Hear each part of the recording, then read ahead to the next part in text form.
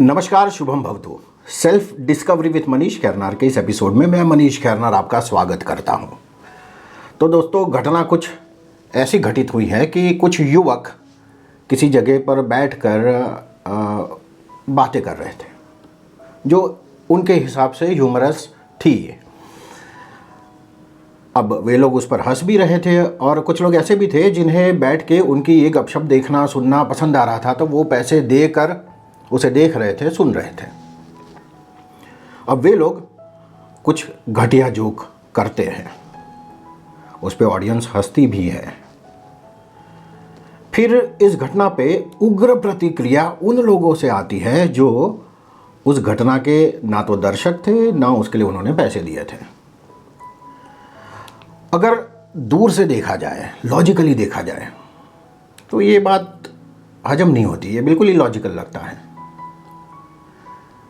कि अब अपना ध्यान रखो, अब अपना देखो, जिन्होंने पैसे दिए उनको मजा आया, तुमको क्या प्रॉब्लम है। पर अगर जीवन को समझना है तो हमें लॉजिक की चार दीवारियों से बाहर आना पड़ेगा, और हम उससे बाहर आएंगे तभी हम जीवन को समझ सकते हैं। क्योंकि हम सब को जो ड्राइव करता है वो है मन, और हमारे मन का ज़्यादातर हिस्सा जो है वो इलॉजिकल होता है, इमोशंस और एनर्जी से ड्राइव होता है। इसलिए हम सब कलेक्टिवली ज़्यादातर इलॉजिकल ही होते हैं। तो इस घटना का इलॉजिकल विश्लेषण करते हैं और देखते हैं इस मंथन से हमें कौन सा मोती मिलता है। मित्रों, सेक्सुअल कंटेंट हमेशा से हमारे समाज के लिए इंटरेस्टिंग टॉपिक रहा है। एक दौर था जब काम को, यानी कि सेक्स को, आध्यात्म या प्रेम से जोड़ के दिखाया जाता था और वैसा कंटेंट बनाया जाता था। फिर वक्त गुजरता गया, भारत बदलता गया और धीरे धीरे काम या सेक्स को गंदी नज़र से देखना शुरू हो गया और उसके ऊपर ओपनली बात करने पर बैन लगने लगा। अब हमारा मन ऐसा है कि जिस बात पर पाबंदी लगती है हमें वो काम करने की ज़्यादा इच्छा होती है। दोस्तों, हम जब छोटे थे तो वैकेशन में मामा के घर जाते। मामा का घर वैसे तो बहुत बड़ा था और हमें पूरे घर में कहीं पर भी जाने की छूट थी। हमें केवल एक कमरा था, एक कोने में कमरा था। हमें बताया गया था कि भाई उस कमरे में आप कभी मत जाना। एंड यू नो व्हाट, हमें सबसे ज़्यादा अट्रैक्टिव वही कमरा लगता। वैसे ही जैसे जैसे समाज सेक्स को टैबू मानता गया, लोगों का उसकी तरफ का आकर्षण भी बढ़ता गया और लोग ऐसे कंटेंट को कंज्यूम तो करते हैं पर छिप छिप के करते हैं, ज़्यादा महंगे दाम देकर करते हैं, ज़्यादा रिस्क लेकर करते हैं। सालों पहले 80s 90s में डबल मीनिंग गानों का, डबल मीनिंग फिल्मों का या ऐसे डायलॉग्स का दौर चला। ऐसे गाने या फिल्में या ऐसे डायलॉग्स जो बनाते थे वो इस चीज़ का ध्यान रखते थे कि मैं जो भी दिखा रहा हूँ उसका पहला मतलब तो कामुकता से एकदम भरपूर होना चाहिए, पर इसका एक दूसरा भी मतलब होना चाहिए जो एकदम पवित्र होना चाहिए, एकदम मासूम होना चाहिए, ताकि अगर सवाल उठे या लोग विरोध करें तो क्रिएटर ये बोल के निकल ले कि भाई मेरा मतलब तो पवित्र था, आपकी नज़रों में कामुकता है इसलिए आपको ये दिख रहा है, आप अपना इलाज कराइए। फिर क्या हुआ कि फिर लोगों का विरोध धीरे धीरे कम होता गया। विरोध तो करते थे लोग, पर फिर धीरे धीरे समाज ने इसको स्वीकार कर लिया और विरोध कम होता गया, विरोध बंद हो गया और इसे खराब मानना भी बंद हो गया। अब जैसे इसके ऊपर की पाबंदी बंद हुई तो इसका चार्म ख़त्म हो गया, क्योंकि इसका रियल चार्म ही उस पाबंदी में था। लोग उसका विरोध करते थे, उसी में इसका एक्चुअल अट्रैक्शन था। अब जब वही बंद हो गया तो ऐसे कंटेंट का चार्म भी चला गया। तो अब लोग बोलने लगे कि भाई मज़ा नहीं आ रहा, ये दिल मांगे मोर। फिर धीरे धीरे डबल मीनिंग नहीं, डायरेक्ट सिंगल मीनिंग का दौर शुरू हुआ। और उसमें भी यही साइकिल शुरू हुई, यही साइकिल रिपीट हुई। कुछ लोग इसको कंज्यूम करते हैं ज़्यादा पैसे देकर, रिस्क लेकर, और कुछ लोग इसका विरोध करते हैं। फिर धीरे धीरे विरोध करने वाले थक जाते हैं, अपने काम धंधे पर लग जाते, विरोध बंद हो जाता, और जैसे विरोध बंद होता इस कंटेंट का चार्म चला जाता। और फिर दर्शक बोलते भाई मज़ा नहीं आ रहा, ये दिल मांगे मोर। फिर खुलेआम गाली गलौच वाला दौर शुरू हुआ। इवेंचुअली जैसे जैसे विरोध कम हुआ, इसका भी चार्म चला गया। आप देखते हैं ना आजकल मूवीज़ में गाली वगैरह आता है, OTT प्लेटफॉर्म पे गाली वगैरह आती है, तो हम घर में सब साथ में मिलकर देखते हैं, किसी को कुछ फ़र्क नहीं पड़ता। खुलेआम माँ बहन की गाली गलौच से भी किसी के पेट का पानी नहीं हिलता। तो अब उसमें भी कोई चार्म नहीं रहा, उसमें भी कोई आकर्षण नहीं रहा।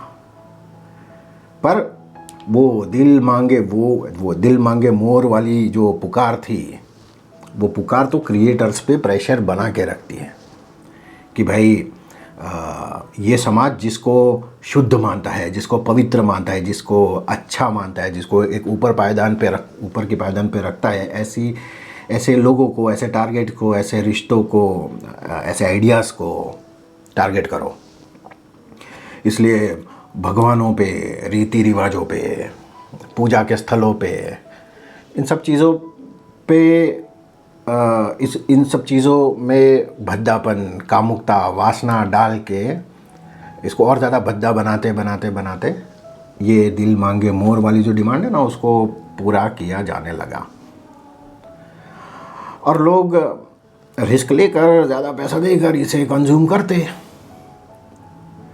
फिर इससे भी लोग ऊब गए और पहले से भी कुछ भद्दा मांगने लगे कि भाई इससे ज़्यादा हमें कुछ दो, ये दिल मांगे मोर।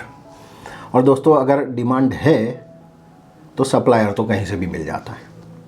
अब कुछ दिनों पहले इंडियाज़ गॉट लेटेंट नाम का जो एक शो है, उसमें कुछ बोला गया।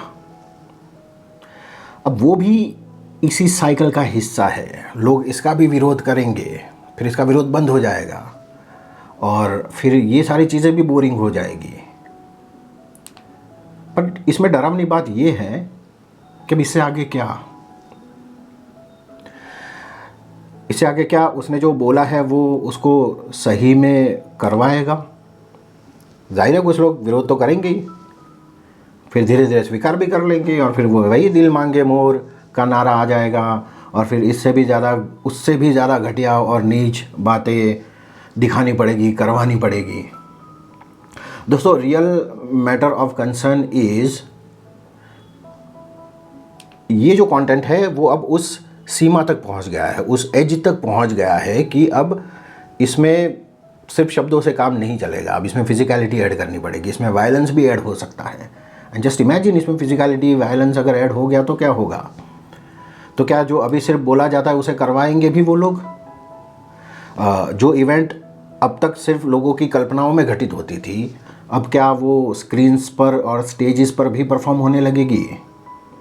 तब जाके तो लोग विरोध करेंगे ही, और फिर तकलीफ़ ये है कि विरोध करके थक जाएंगे, स्वीकार कर लेंगे, और ये दिल मांगे मोर वाली प्रजा इससे भी ज़्यादा इनसेंसिटिव, इससे भी ज़्यादा वायलेंट कंटेंट मांगेगी। और इसका शिकार कौन बनेंगे? वो गरीब लोग बनेंगे जो मजबूर है, जिनको पैसों की ज़रूरत है, या ऐसे कुछ लोग जिनको फेम की भूख है या नशे की भूख है।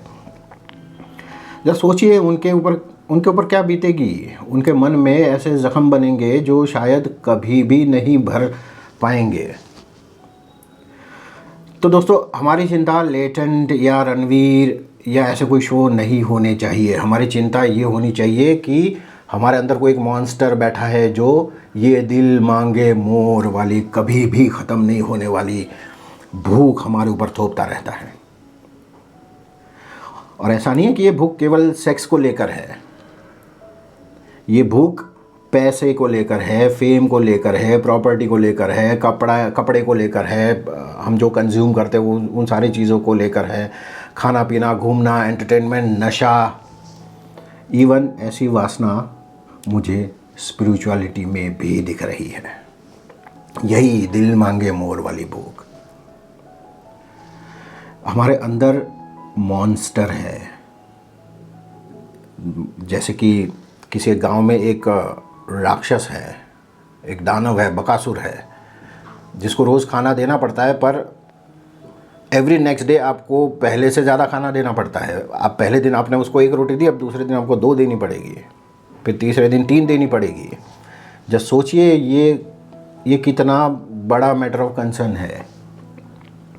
तो हमारे अंदर जो मॉन्स्टर है, हम उसका इलाज करना छोड़ के बेचारे किसी बेर को अपने बाइसेप्स दिखा रहे हैं और उसको डरा रहे हैं।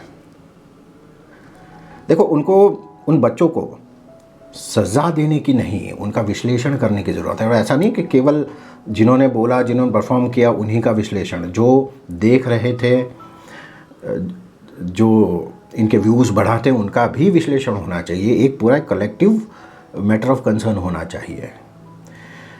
तो आज के मेरे इस इलॉजिकल मनोमंथन से तो यही कीमती मोती निकला है। अगर आपको भी ये मोती कीमती लगता है तो इसे सब में शेयर कीजिए, मेरी चैनल को सब्सक्राइब कीजिए, लाइक कीजिए। हो सकता है आपका एक छोटा सा प्रयास हमारी आने वाली जनरेशन्स को बहुत बड़ी आपदा से बचा ले। Thanks for watching till the end. Stay स्वदर्शक, स्टे ब्लेस्ड।